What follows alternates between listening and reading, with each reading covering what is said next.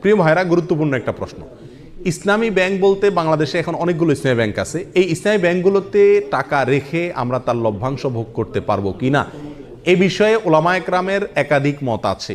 কিছু ওলামায়ে কেরামের গবেষণা অন্তে তারা বলেন যে ইসলামী ব্যাংকগুলো আমাদের দেশের পরিসরে কেন্দ্রীয় ব্যাংকের অধীনে থাকতে হয়, দেশের প্রচলিত নিয়মকানুন মেনে চলতে হয়, যার কারণে এবং অনেক ক্ষেত্রে সদিচ্ছার অভাব বা ঘাটতি থাকার কারণে পরিপূর্ণ ইসলামিক না। যেহেতু পরিপূর্ণ ইসলামিক না, অতএব সেখানে টাকা রেখে সেটার লভ্যাংশ খাওয়া জায়েজ হবে না। এটা হলো কিছু আলেমদের মত। এর বিপরীতে অন্য ওলামায়ে কেরাম বলেন, যেহেতু আমাদের সমস্ত ইসলামী ব্যাংকগুলোর শরিয়া বোর্ড আছে এবং সে শরিয়া বোর্ডে গ্রহণযোগ্য ওলামায়ে কেরাম বসে আছেন, তাদের দায়িত্ব হলো এটা ইসলামী পদ্ধতিতে চলছে কিনা মনিটরিং করা, পরামর্শ দেওয়া।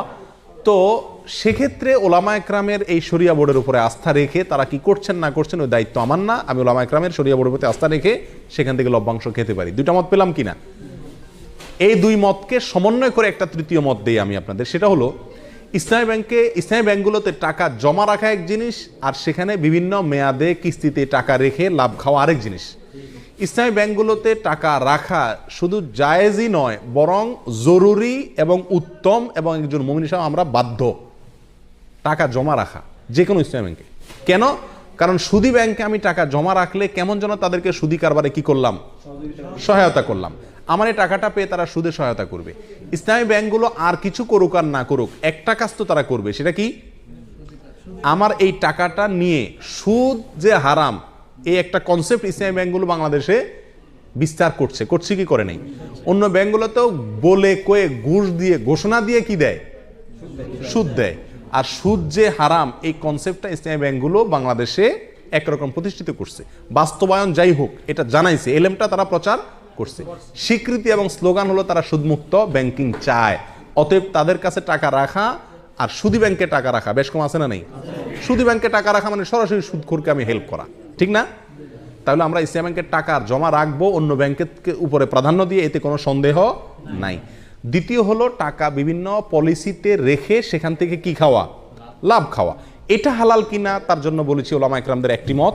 অনেকে বলেছেন যে এটা হালাল, কারণ এখানে শরিয়া বোর্ড আছে, ওনারা দেখছেন, আমার আর ভেতর দেখার দরকার নাই, বাকি দায়িত্ব তাদের, আল্লাহর কাছে তারা সব বিষয়ে তো আমি গভীরে যা দেখার দরকার নাই, জরুরি না।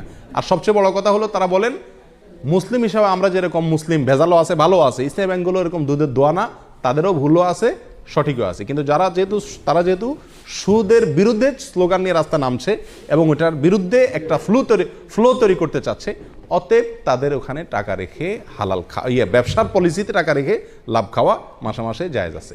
এটা হলো আমাদের মত। অন্য ওলামায়ে কেরাম বলেন যে না, পরিপূর্ণভাবে ইসলামীভাবে চলতে পারে না, বাধা আছে, অথবা সদিচ্ছার অনেক ক্ষেত্রে অভাব আছে, এই জন্য না জায়েজ। এক্ষেত্রে আমি বলবো তৃতীয় মতটি, সেটা হলো যদি আপনার বিকল্প কোনো পথ খোলা থাকে, তাহলে আপনি এই ব্যাংকে টাকা রেখে লাভ খাওয়ার চাইতে সরাসরি ব্যবসা করুন, সেটা সবচেয়ে নিরাপদ এবং ভালো, সন্দেহ থেকে দূরে থাকলেন। আর যদি অন্য কোনো সমস্ত উপায়গুলো বন্ধ হয়ে যায়, তাহলে ইনশাআল্লাহ বিদিনিল্লাহ এটা পরিপূর্ণ হারাম হবে না। আল্লাহু আলাম।